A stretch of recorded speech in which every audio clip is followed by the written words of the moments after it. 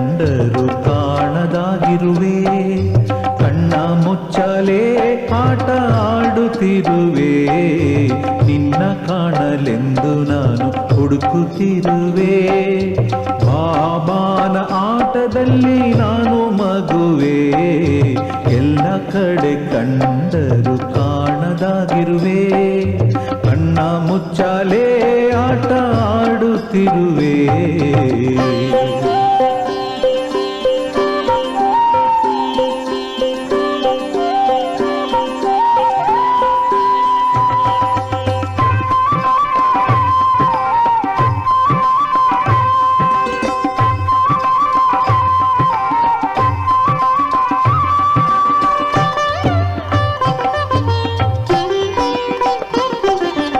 ಎಲ್ಲೆಲ್ಲೂ ಕಾಣುತ್ತಿದೆ ನಿನ್ನ ರೂಪ, ಕಂಡರು ಕಾಣುವುದು ಅಪರೂಪ.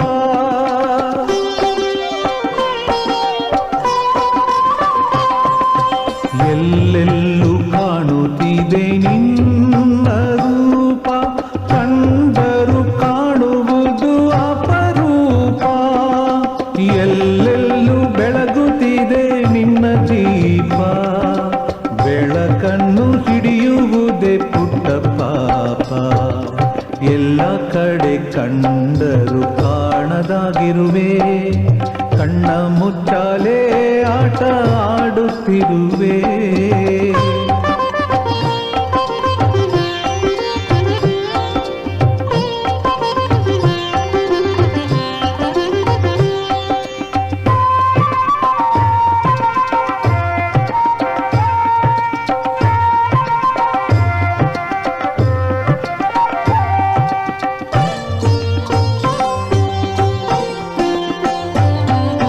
ಬಾಬಾ ನಿನ್ನ ಸನ್ನಿಧಾನ ರೋಮಾಂಚನ, ಬಾಬಾ ನಿನ್ನ ಕರೆಯೇ ವೇಣುಗಾನ.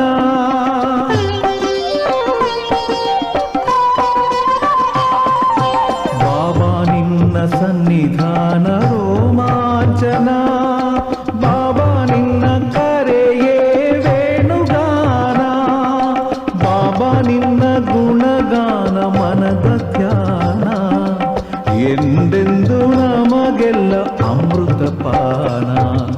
ಎಲ್ಲ ಕಡೆ ಕಂಡರು ಕಾಣದಾಗಿರುವೆ, ಕಣ್ಣ ಮುಚ್ಚಾಲೆ ಆಟ ಆಡುತ್ತಿರುವೆ.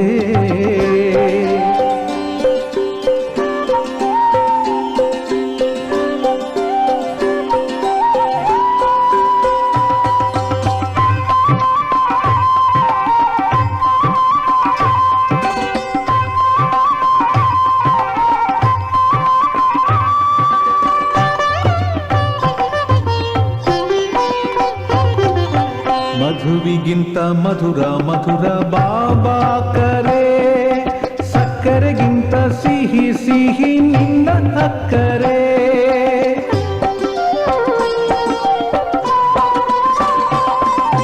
ಮಧುವಿಗಿಂತ ಮಧುರ ಮಧುರ ಬಾಬಾ ಕರೆ, ಸಕ್ಕರೆಗಿಂತ ಸಿಹಿ ಸಿಹಿ ನಿನ್ನ ಅಕ್ಕರೆ.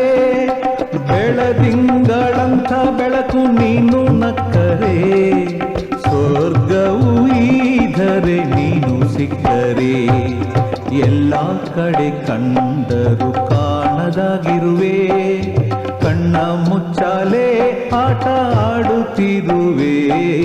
ನಿನ್ನ ಕಾಣಲೆಂದು ನಾನು ಹುಡುಕುತ್ತಿರುವೆ. ಬಾಬಾನ ಆಟದಲ್ಲಿ ನಾನು ಮಗುವೆ, ಎಲ್ಲ ಕಡೆ ಕಂಡರು ಕಾಣದಾಗಿರುವೆ. ಕಣ್ಣ ಮುಚ್ಚಾಲೆ ಆಟ ಆಡುತ್ತಿರುವೆ.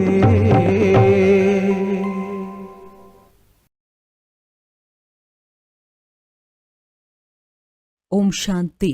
ಇಂದಿನ ದಿನಾಂಕ 10/12/2025. ಪ್ರಾರ್ಥ ಮುರಳಿ ಬಾಪ್ತಾದ ಮಧುಬನ. ಮಧುರ ಮಕ್ಕಳೇ, ಚಾರಿಟಿ ಬಿಗಿನ್ಸ್ ಅಟ್ ಹೋಮ್, ಅರ್ಥಾತ್ ಮೊದಲು ಸ್ವಯಂ ಆತ್ಮ ಅಭಿಮಾನಿಯಾಗುವ ಪರಿಶ್ರಮ ಪಡಿ, ನಂತರ ಅನ್ಯರಿಗೆ ಹೇಳಿ. ಆತ್ಮನೆಂದು ತಿಳಿದು ಆತ್ಮಕ್ಕೆ ಜ್ಞಾನ ಕೊಡಿ, ಆಗ ಜ್ಞಾನದ ಖಡ್ಗದಲ್ಲಿ ಹೊಳಪು ಬರುವುದು. ಪ್ರಶ್ನೆ: ಸಂಗಮ ಯುಗದಲ್ಲಿ ಯಾವ ಎರಡು ಮಾತುಗಳ ಪರಿಶ್ರಮ ಪಡುವುದರಿಂದ ಸತ್ಯಯುಗಿ ಸಿಂಹಾಸನಕ್ಕೆ ಮಾಲೀಕರಾಗಿ ಬಿಡುತ್ತೀರಿ? ಉತ್ತರ: ಸುಖ, ದುಃಖ, ನಿಂದ, ಸ್ತುತಿ ಎಲ್ಲದರಲ್ಲಿಯೂ ಸಮಾನ ಸ್ಥಿತಿ ಇರಲು ಈ ಪರಿಶ್ರಮ ಪಡಿ. ಯಾರಾದರೂ ಉಲ್ಟಾ ಸುಲ್ಟಾ ಮಾತನಾಡಿದರೆ, ಕ್ರೋಧ ಮಾಡಿದರೂ ಸಹ ನೀವು ಶಾಂತವಾಗಿ ಬಿಡಿ. ಎಂದು ಬಾಯಿಯ ಚಪ್ಪಾಳೆ ತಟ್ಟಬೇಡಿ, ಅರ್ಥಾತ್ ಎದುರು ಮಾತನಾಡಬೇಡಿ. 2. ದೃಷ್ಟಿಯನ್ನು ನಿರ್ವಿಕಾರಿಯನ್ನಾಗಿ ಮಾಡಿಕೊಳ್ಳಿ. ವಿಕಾರಿ ದೃಷ್ಟಿಯು ಸಂಪೂರ್ಣ ಸಮಾಪ್ತಿಯಾಗಲಿ. ನಾವಾತ್ಮರು ಸಹೋದರರಾಗಿದ್ದೇವೆ. ಆತ್ಮನೆಂದು ತಿಳಿದು ಜ್ಞಾನವನ್ನು ಕೊಡಿ. ಆತ್ಮಾಭಿಮಾನಿಯಾಗುವ ಪರಿಶ್ರಮ ಪಡಿ. ಆಗ ಸತ್ಯಯುಗಿ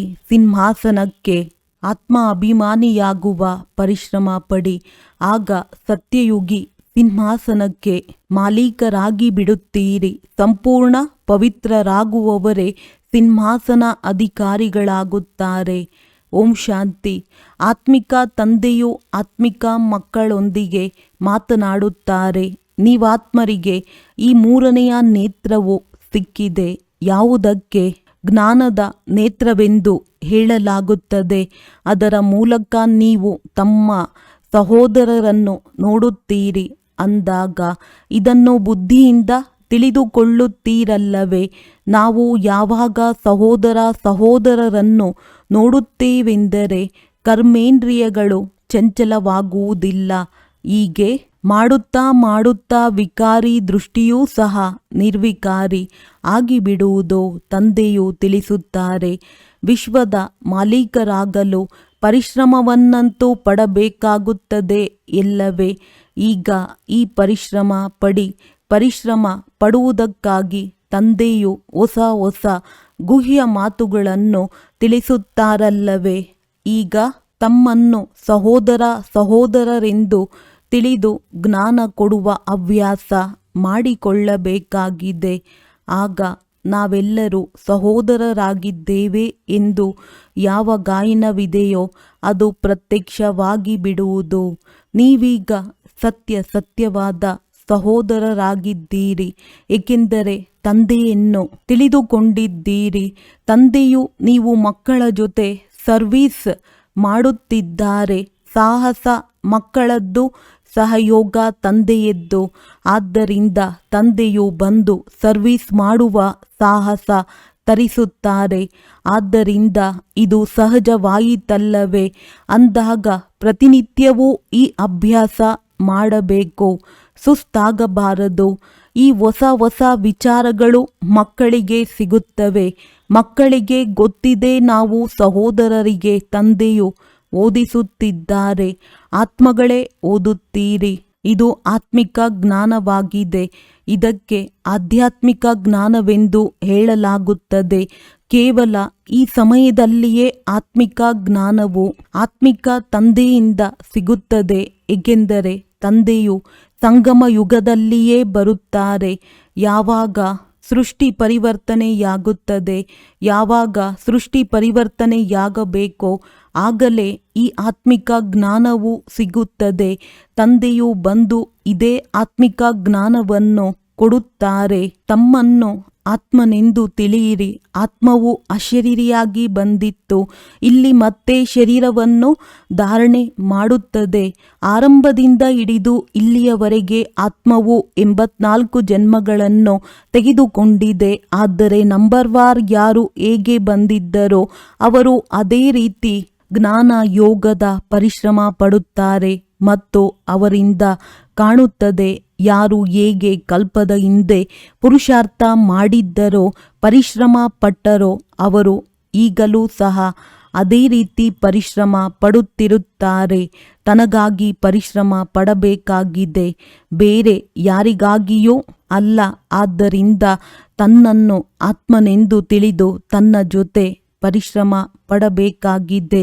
ಅನ್ಯರು ಏನೇ ಮಾಡುತ್ತಾರೆಂದರೆ ಅದರಲ್ಲಿ ನಮ್ಮದೇನು ಹೋಗುತ್ತದೆ? ದಾನವು ಮನೆಯಿಂದಲೇ ಪ್ರಾರಂಭವಾಗುತ್ತದೆ. ಅರ್ಥಾತ್ ಮೊದಲು ಪರಿಶ್ರಮ ಪಡಬೇಕಾಗುತ್ತದೆ, ನಂತರ ಅನ್ಯರಿಗೆ ತಿಳಿಸಬೇಕಾಗಿದೆ. ಯಾವಾಗ ನೀವು ತಮ್ಮನ್ನು ಆತ್ಮನೆಂದು ತಿಳಿದು ಆತ್ಮಕ್ಕೆ ಜ್ಞಾನ ಕೊಡುತ್ತೀರೋ ಆಗ ನಿಮ್ಮ ಜ್ಞಾನ ಖಡ್ಗದಲ್ಲಿ ಒಳಪಿರುವುದು ಪರಿಶ್ರಮವಂತೂ ಇದೆಯಲ್ಲವೇ. ಅವಶ್ಯವಾಗಿ ಸಹನೆ ಮಾಡಲೂ ಬೇಕಾಗುತ್ತದೆ. ಈ ಸಮಯದಲ್ಲಿ ದುಃಖ, ಸುಖ, ನಿಂದ, ಸ್ತುತಿ, ಮಾನ, ಅಪಮಾನ ಇದೆಲ್ಲವನ್ನು ಅಲ್ಪ ಸ್ವಲ್ಪ ಸಹನೆ ಮಾಡಲೇಬೇಕಾಗುತ್ತದೆ. ಯಾರಾದರೂ ಉಲ್ಟಾ ಸುಲ್ಟಾ ಮಾತನಾಡುತ್ತಾರೆಂದರೆ ಮೌನವಾಗಿರಿ ಎಂದು ಹೇಳುತ್ತಾರೆ. ಯಾವಾಗ ಒಬ್ಬರು ಮೌನವಾಗಿ ಬಿಟ್ಟರೆ ಕ್ರೋಧ ಮಾಡುವವರು ಏನು ಮಾಡುತ್ತಾರೆ? ಯಾವಾಗ ಒಬ್ಬರು ಮಾತನಾಡುವರೋ ಆಗ ಇನ್ನೊಬ್ಬರು ಮಾತನಾಡುತ್ತಾರೆ. ಆಗ ಬಾಯಿಯ ಚಪ್ಪಾಳೆಯಾಗುತ್ತದೆ. ಒಂದು ವೇಳೆ ಒಬ್ಬರು ಮಾತನಾಡಿದ್ದರೂ ಇನ್ನೊಬ್ಬರು ಶಾಂತವಾದರೆಂದರೆ ಅಲ್ಲಿಗೆ ನಿಂತು ಹೋಗುತ್ತದೆ. ತಂದೆಯು ಇದನ್ನೇ ಕಲಿಸುತ್ತಾರೆ. ಯಾರಾದರೂ ಕ್ರೋಧದಲ್ಲಿ ಬಂದಿದ್ದಾರೆಂಬುದನ್ನು ನೋಡಿದರೆ ಶಾಂತವಾಗಿ ಬಿಡಿ. ತಾನಾಗಿಯೇ ಅವರ ಕ್ರೋಧವು ಶಾಂತವಾಗಿ ಬಿಡುವುದು. ಅವರು ಮಾತನಾಡುವುದಿಲ್ಲ. ಒಂದು ವೇಳೆ ಇಬ್ಬರು ಮಾತನಾಡುತ್ತಿದ್ದರೆ ಅಲ್ಲಿ ಗಡಿಬಿಡಿಯಾಗುತ್ತದೆ. ಆದ್ದರಿಂದ ತಂದೆಯು ತಿಳಿಸುತ್ತಾರೆ, ಮಕ್ಕಳೇ, ಎಂದು ಈ ಮಾತುಗಳಲ್ಲಿ ಬಾಯಿಯ ಚಪ್ಪಾಳೆ ತಟ್ಟಬೇಡಿ. ವಿಕಾರದ ಕಾಮಕ್ರೋಧದ ಚಪ್ಪಾಳೆ ತಟ್ಟಬೇಡಿ. ಮಕ್ಕಳು ಪ್ರತಿಯೊಬ್ಬರ ಕಲ್ಯಾಣ ಮಾಡಲೇಬೇಕಾಗಿದೆ. ಇಷ್ಟೊಂದು ಸೇವಾ ಕೇಂದ್ರಗಳು ಏತಕ್ಕಾಗಿ ಆಗಿವೆ? ಕಲ್ಪದ ಹಿಂದೆಯೂ ಸಹ ಇದೇ ರೀತಿ ಸೇವಾ ಕೇಂದ್ರಗಳು ತೆರೆದಿದ್ದವು. ದೇವರ ದೇವ ತಂದೆಯು ನೋಡುತ್ತಿರುತ್ತಾರೆ. ಅನೇಕ ಮಕ್ಕಳಿಗೆ ನಾನು ಸೇವಾ ಕೇಂದ್ರವನ್ನು ತೆರೆಯಬೇಕು, ಸೇವಾ ಕೇಂದ್ರವನ್ನು ಸಂಭಾಲನೆ ಮಾಡಬೇಕು ಎಂದು ಆಸಕ್ತಿ ಇರುತ್ತದೆ. ಇದರಿಂದ ದಿನ ಪ್ರತಿದಿನ ಹೆಚ್ಚಾಗುತ್ತಾ ಹೋಗುತ್ತದೆ. ಏಕೆಂದರೆ ಎಷ್ಟು ವಿನಾಶದ ದಿನವು ಸಮೀಪಿಸುತ್ತಾ ಹೋಗುವುದೋ ಅಷ್ಟು ಇನ್ನೊಂದು ಕಡೆ ಸರ್ವೀಸಿನ ಉಮಂಗವು ಹೆಚ್ಚುತ್ತಾ ಹೋಗುವುದು. ಈಗ ಬಾಪ್ ತಾದ ಇಬ್ಬರು ಒಟ್ಟಿಗೆ ಇರುವುದರಿಂದ ಪ್ರತಿಯೊಬ್ಬರನ್ನು ಏನು ಪುರುಷಾರ್ಥ ಮಾಡುತ್ತಾರೆ, ಏನು ಪದವಿ ಪಡೆಯುತ್ತಾರೆಂದು ನೋಡುತ್ತಾರೆ. ಯಾರ ಪುರುಷಾರ್ಥ ಉತ್ತಮ, ಯಾರದ್ದು ಮಧ್ಯಮ, ಯಾರದ್ದು ಕನಿಷ್ಠವಾಗಿದೆ ಎಂಬುದನ್ನು ನೋಡುತ್ತಿರುತ್ತಾರೆ. ಶಿಕ್ಷಕರೂ ಸಹ ಶಾಲೆಯಲ್ಲಿ ಯಾವ ವಿದ್ಯಾರ್ಥಿಯು ಯಾವ ಸಬ್ಜೆಕ್ಟ್ನಲ್ಲಿ ಮೇಲೆ ಕೆಳಗಾಗುತ್ತಾರೆಂಬುದನ್ನು ನೋಡುತ್ತಾರೆ. ಇಲ್ಲಿಯೂ ಅದೇ ರೀತಿ ತಂದೆಯು ನೋಡುತ್ತಿರುತ್ತಾರೆ. ಕೆಲವು ಮಕ್ಕಳು ಬಹಳ ಚೆನ್ನಾಗಿ ಗಮನ ಕೊಡುತ್ತಾರೆಂದರೆ ತಮ್ಮನ್ನು ಉತ್ತಮರೆಂದು ತಿಳಿಯುತ್ತಾರೆ. ಇನ್ನು ಕೆಲವೊಮ್ಮೆ ಮರೆತು ಹೋಗುತ್ತಾರೆ, ನೆನಪಿನಲ್ಲಿರುವುದಿಲ್ಲ. ಆಗ ತಮ್ಮನ್ನು ಕನಿಷ್ಠರೆಂದು ತಿಳಿಯುತ್ತಾರೆ. ಇದು ಶಾಲೆಯಲ್ಲವೇ? ಮಕ್ಕಳು ಹೇಳುತ್ತಾರೆ, ಬಾಬಾ, ನಾವು ಕೆಲವೊಮ್ಮೆ ಬಹಳ ಖುಷಿಯಲ್ಲಿರುತ್ತೇವೆ, ಕೆಲವೊಮ್ಮೆ ಖುಷಿಯು ಕಡಿಮೆಯಾಗಿ ಬಿಡುತ್ತದೆ. ಆದ್ದರಿಂದ ಒಂದು ವೇಳೆ ಖುಷಿ ಇರಲು ಬಯಸುತ್ತೀರೆಂದರೆ ಮನ್ಮನಾಭವ ತಮ್ಮನ್ನು ಆತ್ಮನೆಂದು ತಿಳಿಯಿರಿ ಮತ್ತು ತಂದೆಯನ್ನು ನೆನಪು ಮಾಡಿ ಸನ್ಮುಖದಲ್ಲಿ ಪರಮಾತ್ಮನನ್ನು ನೋಡಿ. ಅವರು ಅಕಾಲ ಸಿಂಹಾಸನದಲ್ಲಿ ಕುಳಿತಿದ್ದಾರೆ. ಹೀಗೆ ಸಹೋದರರ ಕಡೆಯೂ ನೋಡಿ ತಮ್ಮನ್ನು ಆತ್ಮನೆಂದು ತಿಳಿದು ಮತ್ತೆ ಸಹೋದರನೊಂದಿಗೆ ಮಾತನಾಡಿ, ನಾವು ಸಹೋದರನಿಗೆ ಜ್ಞಾನ ಕೊಡುತ್ತೇನೆ, ಸಹೋದರಿಯೆಲ್ಲ ಸಹೋದರರಾಗಿದ್ದಾರೆ ಎಂದು ತಿಳಿಯಿರಿ. ನಾವು ಆತ್ಮರಿಗೆ ಜ್ಞಾನ ಕೊಡುತ್ತೇವೆ ಎಂಬುದು ಒಂದು ವೇಳೆ ಹವ್ಯಾಸವಾಗಿ ಬಿಟ್ಟರೆ, ಯಾವ ವಿಕಾರಿ ದೃಷ್ಟಿಯು ನಿಮಗೆ ಮೋಸ ಮಾಡುತ್ತದೆಯೋ ಅದು ನಿಧಾನವಾಗಿ ನಿಂತು ಹೋಗುವುದು. ಆತ್ಮವು ಆತ್ಮಕ್ಕೆ ಏನು ಮಾಡುವುದು? ಯಾವಾಗ ದೇಹಾಭಿಮಾನವು ಬರುವುದೋ ಆಗ ಕೆಳಗೆ ಬೀಳುತ್ತಾರೆ. ಬಾಬಾ, ನಮ್ಮ ದೃಷ್ಟಿಯು ವಿಕಾರಿಯಾಗಿದೆ ಎಂದು ಅನೇಕರು ಹೇಳುತ್ತಾರೆ. ಮಕ್ಕಳೇ, ವಿಕಾರಿ ದೃಷ್ಟಿಯನ್ನು ನಿರ್ವಿಕಾರಿಯನ್ನಾಗಿ ಮಾಡಿಕೊಳ್ಳಿ. ತಂದೆಯು ಆತ್ಮಕ್ಕೆ ಮೂರನೆಯ ನೇತ್ರವನ್ನು ಕೊಟ್ಟಿದ್ದಾರೆ. ಮೂರನೆಯ ನೇತ್ರದಿಂದ ನೋಡುತ್ತೀರೆಂದರೆ ಮತ್ತೆ ನಿಮಗೆ ದೇಹವನ್ನು ನೋಡುವ ಹವ್ಯಾಸವು ಬಿಟ್ಟು ಹೋಗುವುದು. ತಂದೆಯು ಮಕ್ಕಳಿಗೆ ಆದೇಶ ನೀಡುತ್ತಿರುತ್ತಾರೆ. ಇವರಿಗೂ ಬ್ರಹ್ಮ ಸಹ ಇದೇ ರೀತಿ ಹೇಳುತ್ತಾರೆ. ಇವರೂ ಸಹ ದೇಹದಲ್ಲಿರುವ ಆತ್ಮವನ್ನೇ ನೋಡುತ್ತಾರೆ. ಆದ್ದರಿಂದ ಇದಕ್ಕೆ ಆತ್ಮಿಕ ಜ್ಞಾನವೆಂದು ಹೇಳಲಾಗುತ್ತದೆ. ನೋಡಿ, ನೀವು ಎಷ್ಟು ಶ್ರೇಷ್ಠ ಪದವಿಯನ್ನು ಪಡೆಯುತ್ತೀರಿ. ಇದು ಬಹಳ ಭಾರಿ ಪದವಿಯಾಗಿದೆ. ಅಂದಾಗ ಅದೇ ರೀತಿ ಪುರುಷಾರ್ಥವನ್ನು ಮಾಡಬೇಕಾಗಿದೆ. ತಂದೆಯೂ ಸಹ ತಿಳಿಯುತ್ತಾರೆ. ಕಲ್ಪದ ಇಂದಿನ ತರಹ ಎಲ್ಲರ ಪುರುಷಾರ್ಥವು ನಡೆಯುವುದು. ಕೆಲವರು ರಾಜ ರಾಣಿಯಾಗುತ್ತಾರೆ, ಕೆಲವರು ಪ್ರಜೆಗಳಲ್ಲಿ ಬರುತ್ತಾರೆ. ಅಂದಾಗ ಯಾವಾಗ ಇಲ್ಲಿ ಕುಳಿತು ಯೋಗವನ್ನು ಮಾಡಿಸುತ್ತೀರೋ ಆಗ ತಮ್ಮನ್ನು ಆತ್ಮನೆಂದು ತಿಳಿದು ಅನ್ಯರ ಭ್ರುಕುಟಿಯಲ್ಲಿಯೂ ಸಹ ಆತ್ಮವನ್ನು ನೋಡುತ್ತಿದ್ದರೆ ಮತ್ತೆ ಅವರ ಸೇವೆ ಚೆನ್ನಾಗಿ ಆಗುವುದು. ಯಾರು ದೇಹಿ ಅಭಿಮಾನಿಯಾಗಿ ಕುಳಿತುಕೊಳ್ಳುವರೋ ಅವರು ಆತ್ಮವನ್ನೇ ನೋಡುತ್ತಿರುತ್ತಾರೆ. ಈಗ ಇದನ್ನು ಹೆಚ್ಚು ಹೆಚ್ಚು ಅಭ್ಯಾಸ ಮಾಡಿ. ಅರೆ, ಶ್ರೇಷ್ಠ ಪದವಿಯನ್ನು ಪಡೆಯಬೇಕೆಂದರೆ ಸ್ವಲ್ಪ ಪರಿಶ್ರಮ ಪಡಬೇಕಲ್ಲವೇ? ಈಗ ಆತ್ಮಗಳಿಗಾಗಿ ಇದೇ ಪರಿಶ್ರಮವಾಗಿದೆ. ಈ ಆತ್ಮಿಕ ಜ್ಞಾನವು ಒಂದೇ ಬಾರಿ ಸಿಗುತ್ತದೆ, ಮತ್ತೆಂದೂ ಸಿಗುವುದಿಲ್ಲ. ಕಲಿಯುಗದಲ್ಲಾಗಲಿ ಸತ್ಯಯುಗದಲ್ಲಾಗಲಿ ಸಿಗುವುದಿಲ್ಲ. ಕೇವಲ ಸಂಗಮ ಯುಗದಲ್ಲಿ, ಅದರಲ್ಲಿಯೂ ಬ್ರಾಹ್ಮಣರಿಗೆ ಸಿಗುತ್ತದೆ. ಇದನ್ನು ಪಕ್ಕಾ ನೆನಪಿಟ್ಟುಕೊಳ್ಳಿ. ಯಾವಾಗ ಬ್ರಾಹ್ಮಣರಾಗುವಿರೋ ಆಗ ದೇವತೆಗಳಾಗುತ್ತೀರಿ. ಬ್ರಾಹ್ಮಣರೇ ಆಗಲಿಲ್ಲವೆಂದರೆ ಹೇಗೆ ದೇವತೆಗಳಾಗುತ್ತೀರಿ? ಈ ಸಂಗಮ ಯುಗದಲ್ಲಿಯೇ ಈ ಪರಿಶ್ರಮ ಪಡುತ್ತೀರಿ. ಮತ್ಯಾವ ಸಮಯದಲ್ಲಿಯೂ ತಮ್ಮನ್ನು ಆತ್ಮನೆಂದು ತಿಳಿದು ಅನ್ಯರನ್ನು ಆತ್ಮನೆಂದು ತಿಳಿದು ಅವರಿಗೆ ಜ್ಞಾನ ಕೊಡಿ ಎಂದು ಹೇಳುವುದಿಲ್ಲ. ತಂದೆಯು ಏನನ್ನು ತಿಳಿಸುವರೋ ಅದನ್ನು ವಿಚಾರ ಸಾಗರ ಮಂಥನ ಮಾಡಿ ಪರಿಶೀಲನೆ ಮಾಡಿಕೊಳ್ಳಿ. ಇದು ಸರಿಯೇ? ಇದು ನಮಗೆ ಲಾಭದ ಮಾತಾಗಿದೆಯೇ? ಆಗ ತಂದೆಯ ಯಾವ ಶಿಕ್ಷಣವಿದೆಯೋ ಅದನ್ನು ನಮ್ಮ ಸಹೋದರರಿಗೆ ಕೊಡಬೇಕಾಗಿದೆ. ಸ್ತ್ರೀಯರಿಗೂ ಕೊಡಬೇಕು ಮತ್ತು ಪುರುಷರಿಗೂ ಕೊಡಬೇಕೆಂದು ಅಭ್ಯಾಸವಾಗಿ ಬಿಡುವುದು. ವಾಸ್ತವದಲ್ಲಿ ಜ್ಞಾನವನ್ನು ಆತ್ಮಗಳಿಗೆ ತಿಳಿಸಲಾಗುತ್ತದೆ. ಆತ್ಮವೇ ಸ್ತ್ರೀ, ಆತ್ಮವೇ ಪುರುಷನದ್ದಾಗಿದೆ, ಸಹೋದರ ಸಹೋದರಿಯಾಗಿದೆ. ತಂದೆಯು ತಿಳಿಸುತ್ತಾರೆ, ನೀವು ಮಕ್ಕಳಿಗೆ ಜ್ಞಾನವನ್ನು ಕೊಡುತ್ತೇನೆ. ನಾನು ಮಕ್ಕಳ ಕಡೆ ಅರ್ಥಾತ್ ಆತ್ಮಗಳನ್ನು ನೋಡುತ್ತೇನೆ ಮತ್ತು ಆತ್ಮಗಳು ಸಹ ತಿಳಿದುಕೊಳ್ಳುತ್ತೀರಿ. ನಮಗೆ ಪರಮಾತ್ಮ ತಂದೆಯು ಜ್ಞಾನ ಕೊಡುತ್ತಾರೆ. ಇವರು ಆತ್ಮ ಅಭಿಮಾನಿಯಾಗಿದ್ದಾರೆಂದು ಇದಕ್ಕೆ ಹೇಳಲಾಗುತ್ತದೆ ಮತ್ತು ಪರಮಾತ್ಮನ ಜೊತೆ ಆತ್ಮದ ಜ್ಞಾನದ ವಾರ್ತಾಲಾಪವೆಂದು ಹೇಳಲಾಗುತ್ತದೆ. ತಂದೆಯು ಈ ಶಿಕ್ಷಣ ಕೊಡುತ್ತಾರೆ. ಯಾರೇ ಹೊಸಬ್ಬರು ಬಂದರೆ ಅವರಿಗೂ ಸಹ ತಮ್ಮನ್ನು ಆತ್ಮನೆಂದು ತಿಳಿದು ಆತ್ಮಕ್ಕೆ ತಂದೆಯ ಪರಿಚಯ ಕೊಡಬೇಕಾಗಿದೆ. ಆತ್ಮದಲ್ಲಿ ಜ್ಞಾನವಿದೆ, ಶರೀರದಲ್ಲಲ್ಲ. ಅಂದಾಗ ಅವರೂ ಸಹ ಆತ್ಮನೆಂದೇ ತಿಳಿದು ಜ್ಞಾನ ಕೊಡಬೇಕು. ಇದರಿಂದ ಅವರಿಗೂ ಇಷ್ಟವಾಗುವುದು. ಹೀಗೆ ತಿಳಿಸುವುದೆಂದರೆ ಹೇಗೆ ನಿಮ್ಮ ಬಾಯಲ್ಲಿ ಜ್ಞಾನದ ಹೊಳಪಿದೆ ಎಂದರ್ಥ. ಈ ಜ್ಞಾನದ ಬುಡದಲ್ಲಿ ಹೊಳಪು ತುಂಬುವುದು. ಏಕೆಂದರೆ ಆತ್ಮ ಅಭಿಮಾನಿಯಾಗುತ್ತೀರಲ್ಲವೇ? ಅಂದಾಗ ಇದನ್ನು ಅಭ್ಯಾಸ ಮಾಡಿ ನೋಡಿ. ತಂದೆಯು ತಿಳಿಸುತ್ತಾರೆ, ಮಕ್ಕಳೇ, ಇದು ಸರಿಯೇ ಎಂದು ನಿರ್ಣಯ ಮಾಡಿ. ಮತ್ತು ಮಕ್ಕಳಿಗೂ ಸಹ ಇದೇನು ಹೊಸ ಮಾತಲ್ಲ.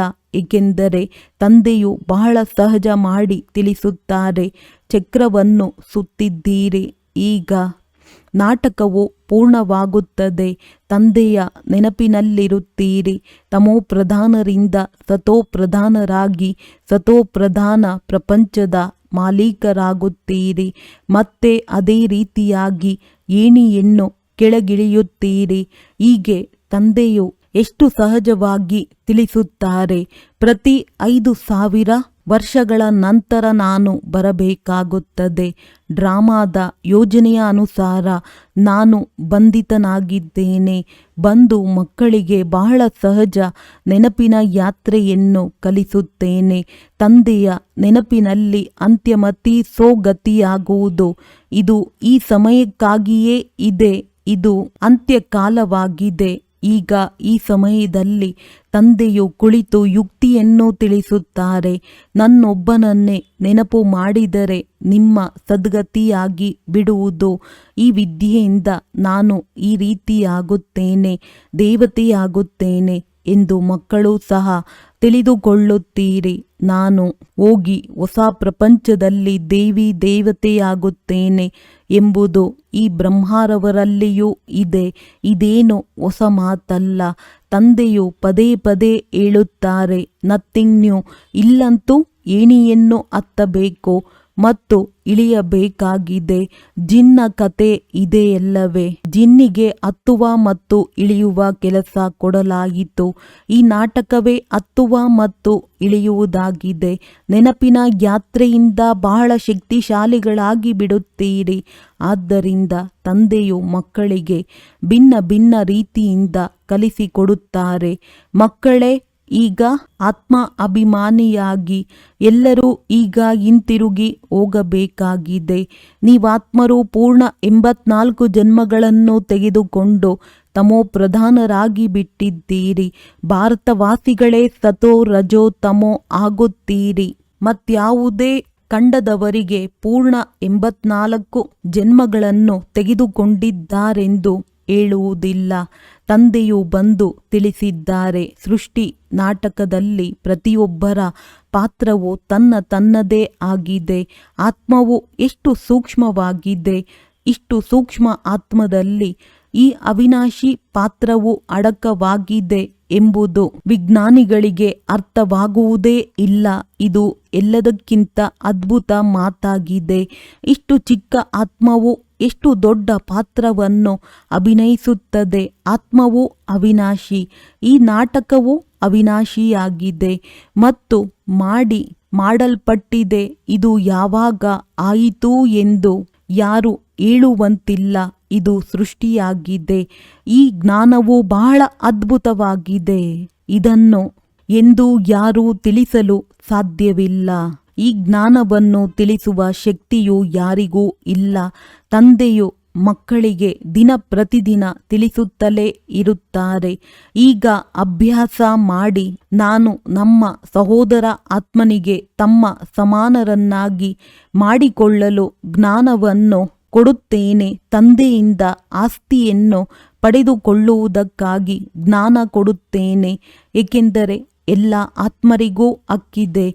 ತಂದೆಯು ಎಲ್ಲ ಆತ್ಮರಿಗೆ ತಮ್ಮ ತಮ್ಮ ಶಾಂತಿ ಸುಖದ ಆಸ್ತಿಯನ್ನು ಕೊಡಲು ಬರುತ್ತಾರೆ. ನಾವು ರಾಜಧಾನಿಯಲ್ಲಿದ್ದಾಗ ಉಳಿದೆಲ್ಲರೂ ಶಾಂತಿಧಾಮದಲ್ಲಿರುತ್ತಾರೆ. ಕೊನೆಯಲ್ಲಿ ಜೈ ಜೈಕಾರವಾಗುವುದು. ಇಲ್ಲಿ ಸುಖವೇ ಸುಖವಿರುವುದು. ಆದ್ದರಿಂದ ತಂದೆಯು ತಿಳಿಸುತ್ತಾರೆ, ಪಾವನರಾಗಬೇಕಾಗಿದೆ. ಎಷ್ಟೆಷ್ಟು ನೀವು ಪವಿತ್ರರಾಗುತ್ತೀರೋ ಅಷ್ಟು ನಿಮ್ಮಲ್ಲಿ ಆಕರ್ಷಣೆ ಇರುತ್ತದೆ. ಯಾವಾಗ ನೀವು ಸಂಪೂರ್ಣ ಪವಿತ್ರರಾಗಿ ಬಿಡುತ್ತೀರೋ ಆಗ ಸಿಂಹಾಸನ ಅಧಿಕಾರಿಗಳಾಗುತ್ತೀರಿ. ಆದ್ದರಿಂದ ಈ ಅಭ್ಯಾಸ ಮಾಡಿ. ಒಂದು ಕಿವಿಯಿಂದ ಕೇಳಿ, ಇನ್ನೊಂದರಿಂದ ತೆಗೆದು ಹಾಕಿದ್ದೆವು. ಈ ರೀತಿ ತಿಳಿಯಬೇಡಿ. ಈ ಅಭ್ಯಾಸವಿಲ್ಲದೆ ನೀವು ನಡೆಯಲು ಸಾಧ್ಯವಿಲ್ಲ. ತಮ್ಮನ್ನು ಆತ್ಮನೆಂದು ತಿಳಿಯಿರಿ. ಅವರೂ ಸಹ ಆತ್ಮ ಸಹೋದರನೆಂದು ತಿಳಿಸಿಕೊಡಿ. ಆತ್ಮಿಕ ತಂದೆಯು ಆತ್ಮಿಕ ಮಕ್ಕಳಿಗೆ ತಿಳಿಸುತ್ತಾರೆ. ಇದಕ್ಕೆ ಆತ್ಮಿಕ ಜ್ಞಾನವೆಂದು ಹೇಳಲಾಗುತ್ತದೆ. ಆತ್ಮಿಕ ತಂದೆಯೇ ಕೊಡುವವರಾಗಿದ್ದಾರೆ. ಎಲ್ಲ ಮಕ್ಕಳು ಪೂರ್ಣ ಆತ್ಮ ಅಭಿಮಾನಿಯಾಗಿ ಬಿಡುತ್ತೀರಿ, ಪವಿತ್ರರಾಗಿ ಬಿಡುತ್ತೀರಿ. ಆಗ ಹೋಗಿ ಸತ್ಯಯುಗಿ ಸಿಂಹಾಸನಕ್ಕೆ ಮಾಲೀಕರಾಗುತ್ತೀರಿ. ಯಾರು ಪವಿತ್ರವಾಗುವುದಿಲ್ಲವೋ ಅವರು ಮಾಲೆಯಲ್ಲಿಯೂ ಬರುವುದಿಲ್ಲ. ಮಾಲೆಗೂ ಯಾವುದೋ ಅರ್ಥವಿರಬೇಕಲ್ಲವೇ? ಮಾಲೆಯ ರಹಸ್ಯವನ್ನು ಬೇರೆ ಯಾರೂ ತಿಳಿದುಕೊಂಡಿಲ್ಲ. ಮಾಲೆಯನ್ನು ಏಕೆ ಸ್ಮರಣೆ ಮಾಡುತ್ತಾರೆ? ಏಕೆಂದರೆ ತಂದೆಗೆ ಬಹಳ ಸಹಯೋಗ ಕೊಟ್ಟಿದ್ದಾರೆ. ಅಂದ ಮೇಲೆ ಅವರ ಸ್ಮರಣೆ ಏಕೆ ನಡೆಯಬಾರದು? ನೀವು ಎಲ್ಲರಿಂದ ಸ್ಮರಣೆ ಮಾಡಲ್ಪಡುತ್ತೀರಿ. ನಿಮ್ಮ ಪೂಜೆಯು ಆಗುತ್ತದೆ ಮತ್ತು ನಿಮ್ಮ ಶರೀರಕ್ಕೂ ಪೂಜೆ ನಡೆಯುತ್ತದೆ. ನನಗಂತೂ ಕೇವಲ ಆತ್ಮಕ್ಕೆ ಪೂಜೆಯಾಗುತ್ತದೆ. ನೀವು ನನಗಿಂತಲೂ ಹೆಚ್ಚು ಡಬಲ್ ಪೂಜೆಗೆ ಅರ್ಹರಾಗುತ್ತೀರಿ. ನೀವು ಯಾವಾಗ ದೇವತೆಗಳಾಗುತ್ತೀರೋ ಆಗ ದೇವತೆಗಳ ಪೂಜೆ ಮಾಡುತ್ತಾರೆ. ಆದ್ದರಿಂದ ಪೂಜೆಯಲ್ಲಿಯೂ ಮುಂದೆ, ನೆನಪಾರ್ಥದಲ್ಲಿಯೂ ಮುಂದೆ ಮತ್ತು ರಾಜ್ಯ ಭಾಗ್ಯದಲ್ಲಿಯೂ ಮುಂದೆ ಹೋಗುತ್ತೀರಿ. ನೋಡಿ, ನಾನು ನಿಮ್ಮನ್ನು ಎಷ್ಟು ಶ್ರೇಷ್ಠರನ್ನಾಗಿ ಮಾಡುತ್ತೇನೆ. ನೋಡಿ ಹೇಗೆ ಮಕ್ಕಳು ಪ್ರಿಯರಾಗುತ್ತಾರೆ. ಬಹಳ ಪ್ರೀತಿ ಇರುತ್ತದೆ ಎಂದರೆ ಮಕ್ಕಳನ್ನು ಹೆಗಲ ಮೇಲೆ, ತಲೆಯ ಮೇಲೂ ಕೂರಿಸಿಕೊಳ್ಳುತ್ತಾರೆ. ತಂದೆಯು ಒಮ್ಮೆಲೆ ತಲೆಯ ಮೇಲೆ ಇಟ್ಟುಕೊಳ್ಳುತ್ತಾರೆ. ಒಳ್ಳೆಯದು. ಮಧುರಾತಿ ಮಧುರ ಅಗಲಿ ಹೋಗಿ ಮರಳಿ ಸಿಕ್ಕಿರುವ ಮಕ್ಕಳ ಪ್ರತಿ ಮಾತ್ಪಿತಾ ಬಾಪ್ ದಾದಾರವರ ನೆನಪು, ಪ್ರೀತಿ ಹಾಗೂ ಸುಪ್ರಭಾತ. ಆತ್ಮಿಕ ಮಕ್ಕಳಿಗೆ ಆತ್ಮಿಕ ತಂದೆಯ ನಮಸ್ತೆ. ಧಾರಣೆಗಾಗಿ ಮುಖ್ಯ ಸಾರ: ಗಾಯನ ಮತ್ತು ಪೂಜೆಗೆ ಯೋಗ್ಯರಾಗಲು ಆತ್ಮೀಯರಾಗಬೇಕಾಗಿದೆ. ಆತ್ಮವನ್ನು ಪವಿತ್ರ ಮಾಡಿಕೊಳ್ಳಬೇಕಾಗಿದೆ. ಆತ್ಮ ಅಭಿಮಾನಿಯಾಗುವ ಪರಿಶ್ರಮ ಪಡಬೇಕಾಗಿದೆ. ಮನ್ಮನಾಭೋಧ ಅಭ್ಯಾಸದ ಮೂಲಕ ಅಪಾರ ಖುಷಿಯಲ್ಲಿರಬೇಕಾಗಿದೆ.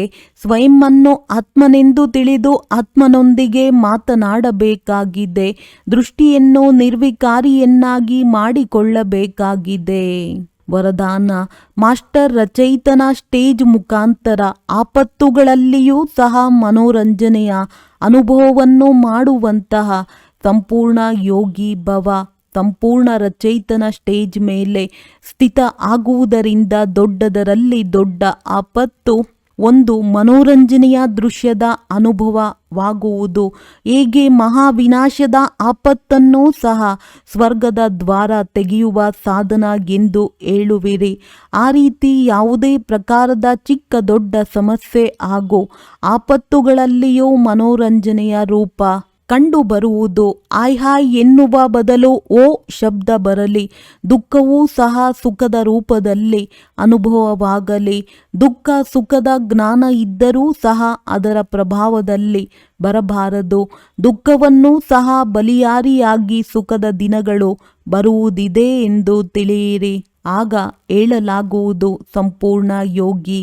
ಸ್ಲೋಗನ್: ಹೃದಯ ಸಿಂಹಾಸನವನ್ನು ಬಿಟ್ಟು ಸಾಧಾರಣ ಸಂಕಲ್ಪ ಮಾಡುವುದು, ಅರ್ಥಾತ್ ಧರಣಿಯ ಮೇಲೆ ಪಾದವನ್ನಿಡುವುದು. ಅವ್ಯಕ್ತ ಸೂಚನೆ: ಈಗ ಸಂಪನ್ನ ಅಥವಾ ಕರ್ಮಾತೀತರಾಗುವುದರಲ್ಲಿ ತತ್ಪರರಾಗಿರಿ. ಕರ್ಮ ಮಾಡುತ್ತಾ ತನು ಅಗರ, ಮನಸ್ಸಿನ ಸ್ಥಿತಿಯು ಹಗುರ. ಕರ್ಮದ ಫಲಿತಾಂಶ ಮನಸ್ಸನ್ನು ಸೆಳೆಯಬಾರದು. ಎಷ್ಟೇ ಕಾರ್ಯವು ಹೆಚ್ಚುತ್ತಿರಲಿ ಅಷ್ಟೇ ಹಗುರತನವು ಹೆಚ್ಚುತ್ತಿರಲಿ. ಕರ್ಮ ತನ್ನ ಕಡೆ ಆಕರ್ಷಿತರನ್ನಾಗಿ ಮಾಡಬಾರದು. ಆದರೆ ಮಾಲೀಕರಾಗಿ ಕರ್ಮ ಮಾಡಿಸುವವರು ಮಾಡಿಸುತ್ತಿದ್ದಾರೆ ಮತ್ತು ಮಾಡುವವರು ನಿಮಿತ್ತರಾಗಿ ಮಾಡುತ್ತಿದ್ದಾರೆ. ಈ ಅಭ್ಯಾಸವನ್ನು ಹೆಚ್ಚಿಸಿ. ಆಗ ಸಂಪನ್ನ ಕರ್ಮಾತೀತ ಸಹಜವೇ ಆಗಿಬಿಡುತ್ತೀರಿ. ಒಳ್ಳೆಯದು. ಓಂ ಶಾಂತಿ.